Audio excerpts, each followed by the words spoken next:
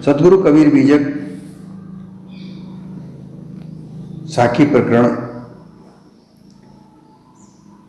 साखी 191।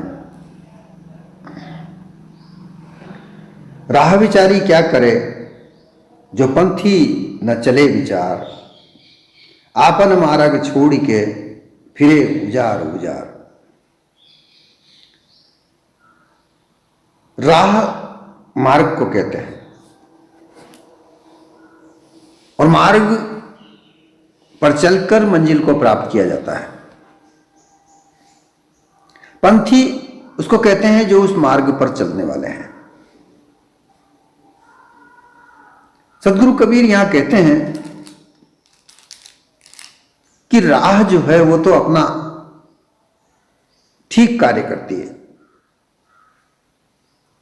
राह को बनाने वाला भी ये मनुष्य ही है। एक शहर से दूसरे शहर, एक गांव से दूसरे गांव तक पहुंचने के लिए वो मार्ग को बनाता है। तो मार्ग बनाई हुई है, विचार कर बनाई हुई है, ताकि एक दूसरे शहर से एक दूसरे गांव तक पंथी पहुंच जाए।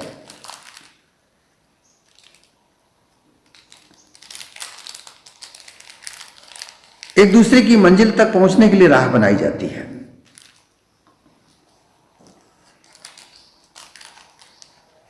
परंतु उस पर चलने के लिए विचार करना होता है। बिना विचारे उस मार्ग पर भी चलना बड़ा कठिन होता है।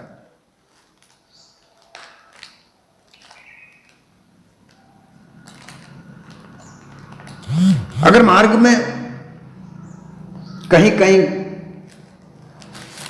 अड़चने भी आती हैं, जैसे कच्चा मार्ग है तो वहाँ कांटे भी आते हैं, झाड़ भी आते हैं, झंकार आते हैं, खड्डे आते हैं, पत्थर आते हैं। उन सभी को पार करते हुए अपनी मंजिल तक पहुंचने के लिए उस मार्ग पर चलना होता है। मार्ग अगर नहीं पता हो तो किसी से पूछा भी जाता है, और जो बताने वाला है, जो मार्ग बताता है, उसी मार्ग पर चलना चाहिए, उसी का विचार करते रहना चाहिए। इतना परिश्रम करके मार्ग पर चलकर पंथी अपने मंजिल पर पहुंचता है। अगर उस मार्ग पर चलने के बजाय पंथी विचार नहीं करेगा कि जो मुझे रास्ता बताया मैं उसी पर चल रहा हूं, और उसमें भी भूल कर ले, उसमें भी चूक जाए, तो फिर वो मंजिल पर नहीं पहुंचेगा। जो मार्ग बताया है उस मार्ग पर अगर वो नहीं चलकर दूसरे मार्ग को पकड़ लेगा तो फिर वो जो मंजिल है, जिस मंजिल पर वो जाना है, उस मंजिल पर नहीं पहुंचना है, पहुंच ही नहीं सकता है।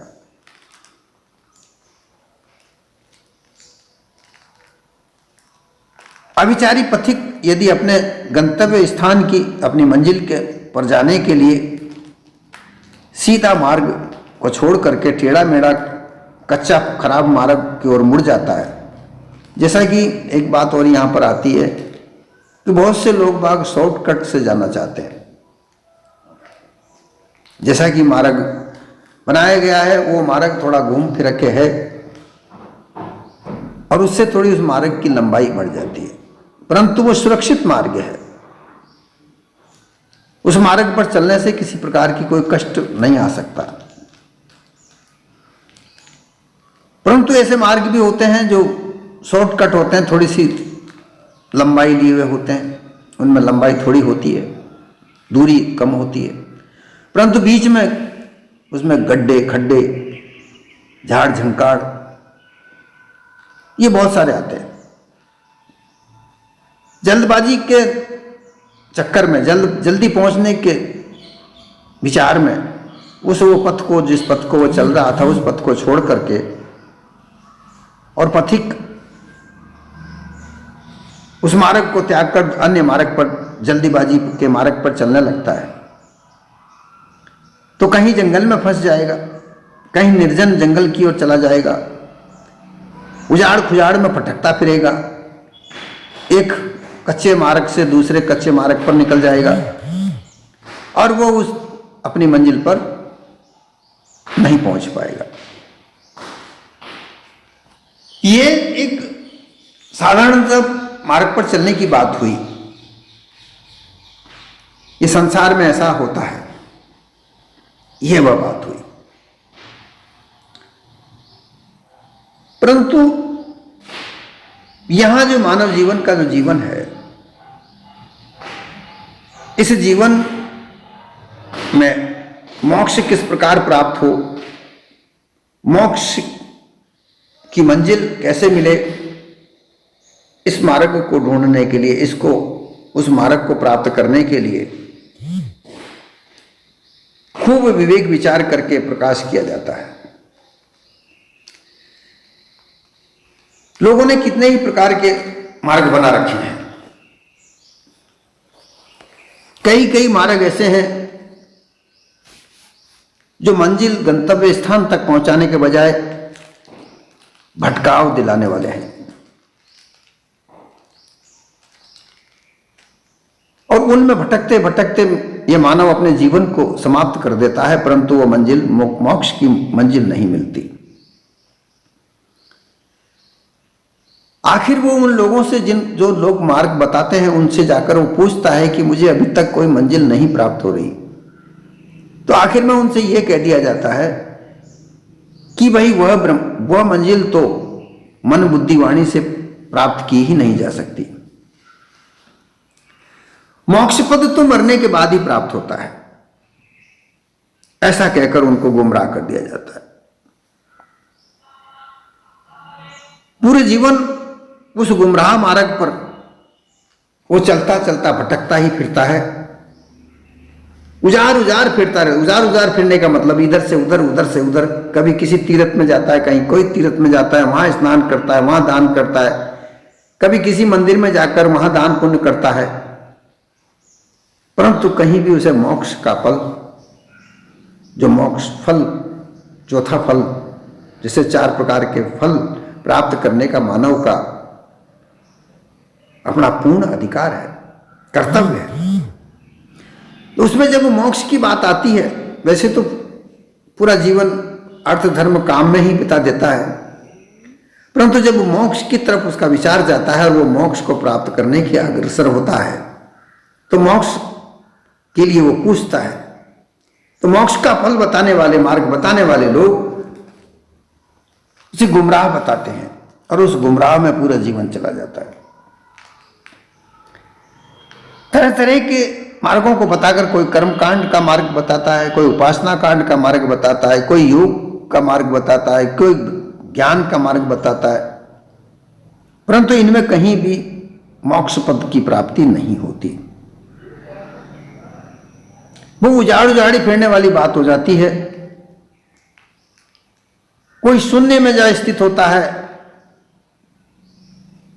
कोई योग के भ्रमजाल में फंसता है, वाणी के जाल में फंसता है, परंतु उसे अपनी मोक्ष की प्राप्ति नहीं होती। राह बिचारी क्या करे? राह तो मोक्ष को प्राप्त करने की एक ही है, वो सत्य यथार्थ मार्ग है। वहीं पर मोक्ष का प्राप्त हो सकती है, और उसी मार्ग पर चलने के लिए जो पथिक है उसे विचार करना चाहिए। उसे विचार करके उस मार्ग पर चलने के लिए अपने आप को दृढ़ वैराग धारण करना चाहिए। उस मार्ग पर चलने के लिए जो सत्य यथार्थ का मार्ग है, सार शब्द का मार्ग है, काल संधि झाई से निकलकर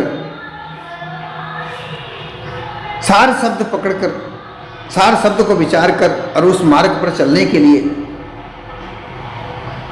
जो हंस मार्ग बताया जाता है या मोक्ष प्राप्त करने का जो मार्ग बताया जाता है, वो सदगुरु कबीर ने खूब विवेक विचार करके प्रकाश किया। स्वरूप में स्थित होकर सर्व सद्गुण बहुत वैराग्य रहस्य को धारण करके अपना सदा चरण प्रदर्शित किया। ऐसे सद्गुरु साहेब कबीर को बारंबार प्रणाम है, कोटि कोटि प्रणाम है, उनके चरण बंदन है। उन्होंने मनुष्य के भवबंधन को छुड़ाने के लिए वही सत्य ज्ञान उपदेश इस बीजक सदग्रंथ द्वारा जन समाज में दर्शाया। तो ये मार्ग तो साहेब ने जो दर्शाया, हंस मार्ग, मोक्ष मार्ग, क्योंकि हंस देह को ही वह पारक स्थिति को प्राप्त होता है। पारक भूमिका भिन्न है, मिले न काहू को भाई, परखत परखत हंस को वह भूमिका को पाई। तो मार्ग, उस मार्ग को हंस मार्ग भी कहा जाता है कि हंस बनकर उस मार्ग पर चलने का पथ।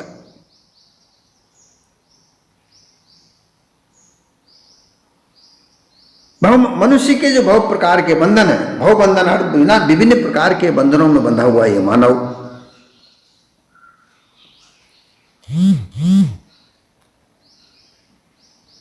हंस मार्ग या मोक्ष के मार्ग पर चलने के लिए चल तो लेता है, लेकिन वो कैसे चले? चलने के लिए उसे अनुमान कल्पना की वाणियों का त्याग करना होता है। अनुमान कल्पना से कोई अपना करता है ऐसा मानकर जो ब्रह्म भूल में पड़े हुए हैं उनका उसे त्याग करना होता है। और जब तक इनका त्याग न करे तब तक वो मार्ग पर वो चल नहीं सकता।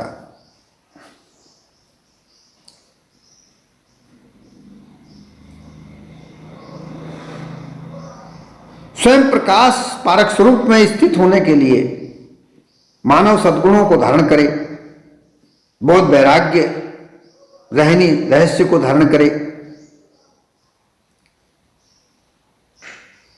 इसके बगैर वह मार्ग को प्राप्त नहीं कर सकता।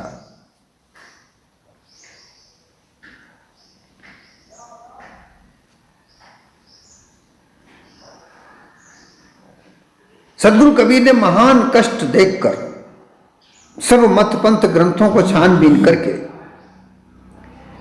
सबकी कसर खोट को अलग अलग देख करके शुद्ध चेतन का पारक बोध जो स्वानुभव से जो प्रकाश किया और सबको जीवन मुक्ति का मार्ग दर्शा दिया। यह मार्ग तो बता दिया। सदगुरु कबीर ने जीवन मुक्ति का मार्ग दर्शा दिया।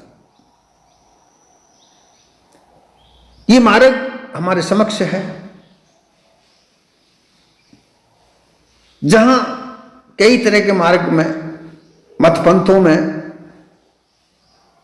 मरने के बाद मुक्ति की दिलासा दी जाती थी, मोक्ष की दिलासा दी जाती थी और दी जा रही है। ऐसे उजाड़ मार्गों में, पंथों में से निकालकर जीवन मुक्ति का मार्ग प्रदर्शन किया। कितना बड़ा परोपकार सतगुरु कबीर का यहां पर है। कितना कष्ट उन्होंने उठाया इस मार्ग को खोजने में, अपने स्व अनुभव को जागृत करने में, और हमें ये मार्ग दे दिया। इस मार्ग पर चलकर ही मोक्ष प्राप्त की जा सकती है, जीवन मुक्ति प्राप्त की जा सकती है, निज चेतन स्वरूप में स्थित हुआ जा सकता है।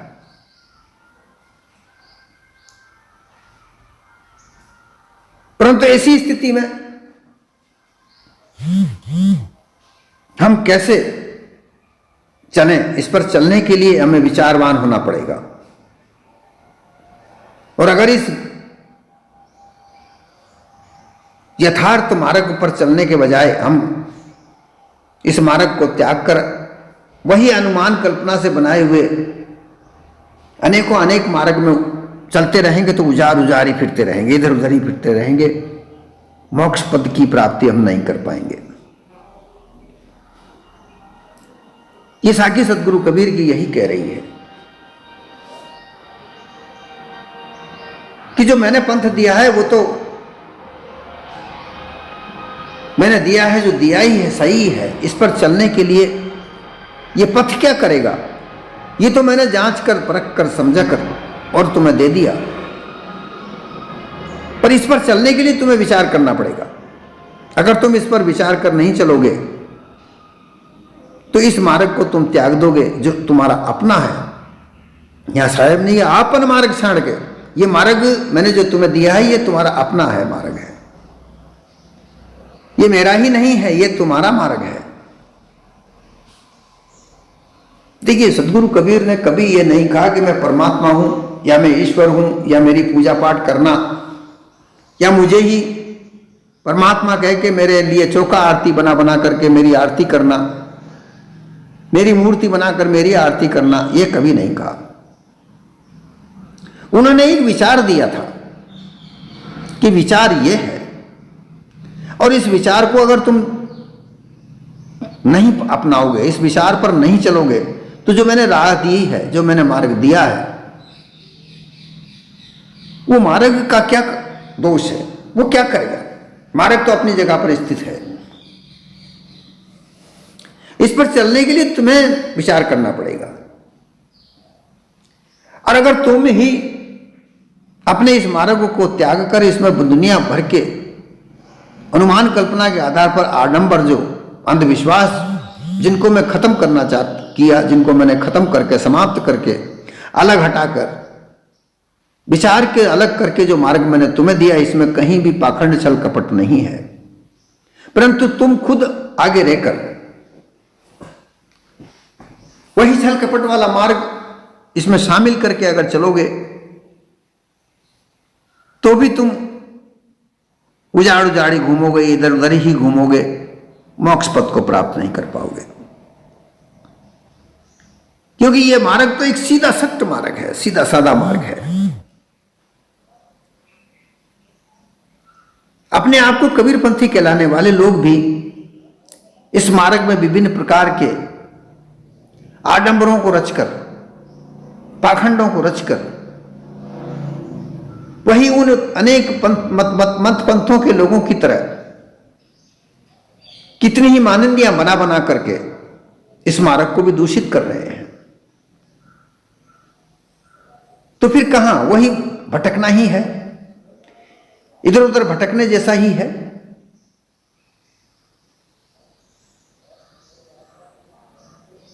खानी और वाणी का जाल, 184 जीवाजूण की जो खानी है, इसको लेकर विभिन्न प्रकार की बातों को, इनके अंधविश्वास को इस मार्ग के साथ जोड़ोगे जो मैंने बनाया, सदगुरु कबीर के बनाए हुए मार्ग पर जो बताया, मार्ग हमें प्रदर्शित किया, उस मार्ग में खाने बानी के विभिन्न अध्यास को जोड़कर अगर इस पर चलेंगे तो मोक्ष पद प्राप्त नहीं होगा, हो ही नहीं सकता। क्योंकि ऐसे आडंबरों से बने हुए मार्ग तो हजारों साल से बने हुए पड़े आ रहे हैं। उन आडंबरों में से निकलकर शुद्ध चेतन स्वरूप को प्राप्त करने का, पारख बोध को प्राप्त करने का जो मार्ग मुक्ति का प्रदर्शक मार्ग किया, उसमें कहीं छल कपट पाखंड नहीं है, परंतु उसमें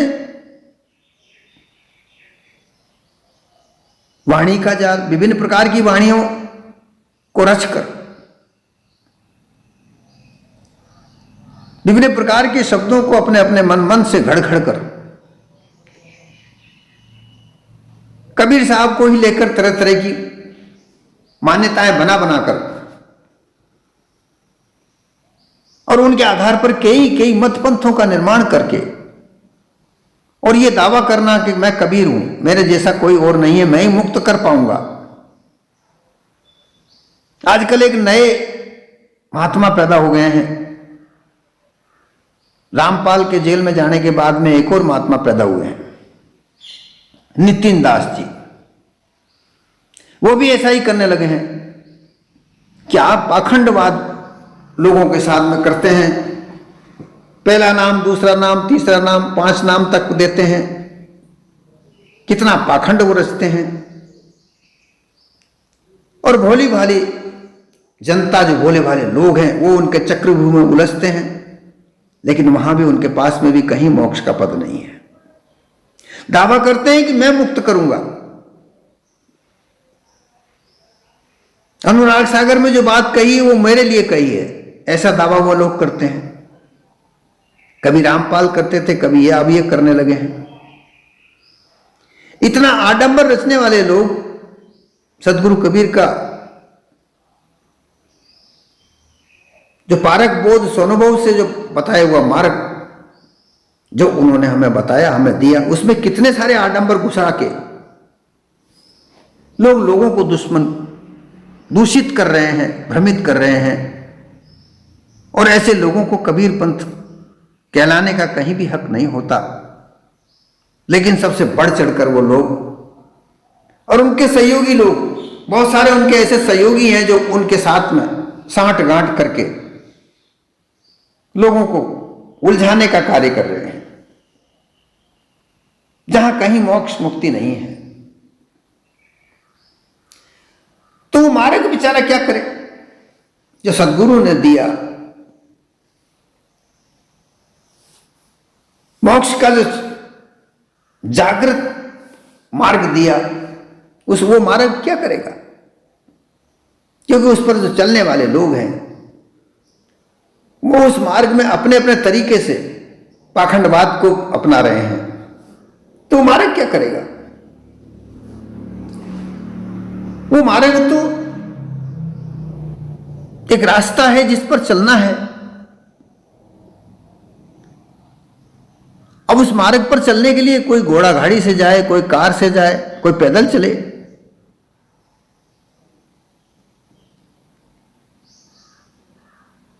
कोई उस पर झंडे लेकर जय जयकार करता हुआ भीड़ इकट्ठा करके जाए। वो मार्ग क्या करेगा।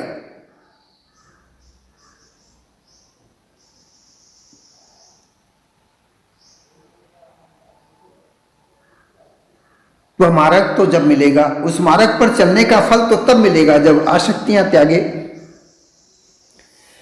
कल्पना के अध्यास को त्यागे,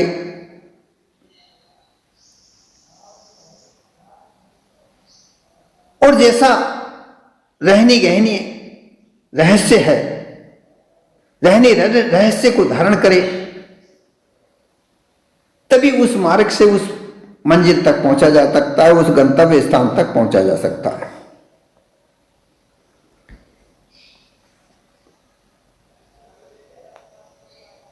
बीजक रूप ज्ञान धन भी सदगुरुदेव ने सबको ही दिया है। मार्ग में अगर कहीं हमें अड़चन आती है तो हमें सदग्रंथ बीजक सदगुरु कबीर ने हमें दिया, उससे मार्गदर्शन ले लो। परंतु यहां तो ऐसे लोग हैं, बीजक क्या है ऐसे कहने वाले भी लोग हैं। वो बीजक पाठियों को भी पढ़ाने की बात करते हैं।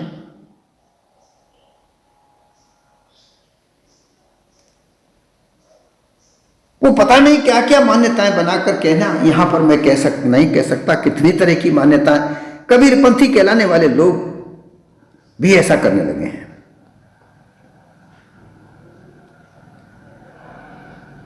बीजक के यथार्थ बोध को भी उन्होंने दूषित कर दिया। सदगुरु कबीर की जो सारवाणी है उसको उन्होंने दूषित कर दिया। तो ऐसे लोग कहां उस मंजिल पर पहुंच पाएंगे। वो नहीं पहुंच पाएंगे, वो तो फिर इधर उधर ही भटकेंगे। जो गुरुमुख वाणी है, उस गुरुमुख वाणी को माया मुख में, ब्रह्म मुख में उलझाकर उसके साथ संयुक्त करके दूषित कर दी, उसके अर्थ को अनर्थ करके लोगों को बहकाया जाता है। सत्य ज्ञान तो हमारे पास है ऐसा कहा जाता है, जीवन का कल्याण तो हमारे पास है, ऐसा कहा जाता है।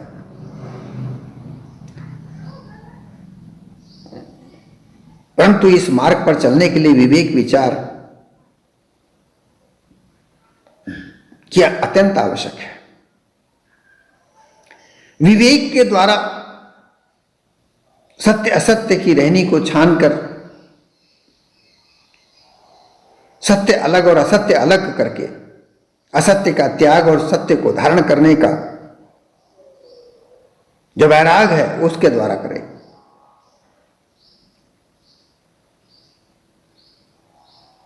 कल्पना, अनुमान, भ्रम, धोखा की जो वाणियां हैं उनका त्याग करें, क्योंकि इन्हीं में तो रहकर के हजारों साल से भटक रहे हैं। इन वाणियों में रहकर के ही तो हजारों साल से भटक रहे हैं।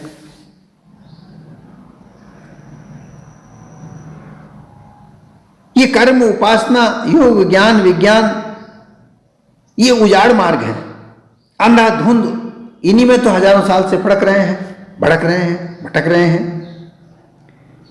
कोई सत्य लोक में ले जाता है, वहां के जाने का आशा भरोसा दिलाता है कि कबीर साहब सत्य लोक में रहते हैं, और कबीर साहब को जो ध्यान करता है, जो पूजा करता है, जो पाठ करता है, वो उनको कबीर साहब आकर के सतलोक ले जाते हैं। ऐसा भ्रम धोखा कबीरपंथी लोग भी भटका रहे हैं। जबकि सतलोक का यथार्थ अर्थ यह है कि जो सत्संग है वही सतलोक है, वो यहां से कहीं और अलग कहीं भी नहीं है। ऐसे सतलोक के आधार पर तो हम देखें तो हजारों साल से कोई वैकुंठ लोक बताता है, कोई शिव लोक बताता है, कोई साकेत लोक बताता है, कोई गोलोक बताता है। ऐसे तो हजारों सालों से बताते आ रहे हैं, और उनसे अलग हटकर सबसे सर्वोच्च जो बता दिया वो कह दिया कबीर साहब का सतलोक है, वो वहीं रहते हैं, वो वहां से आते हैं। तो भाई कबीर पंथियों की इतनी सारी भीड़ है, जगह जगह कबीर पंथ के भंडारे होते हैं, उनका नाम उच्चारण होता है, तो फिर सतलोक में कबीर साहब कैसे रहते होंगे? वो तो यहां आना पड़ता होगा उनको हर बार। ये लोग विचार नहीं कर पाते कि सतलोक नाम की कोई आसमान में कोई चीज नहीं है, और ना कबीर साहब किसी देवी देवता की तरह हैं। कबीर साहब की विचारधारा हमारे समक्ष है, कबीर साहब के कहे हुए शब्द हमारे पास हैं, उन्हीं शब्दों का विचार यथार्थ रूप से करना हमारा कर्तव्य है, और उन्हीं के शब्दों के आधार पर हमारा चलना हमारा मार्ग है।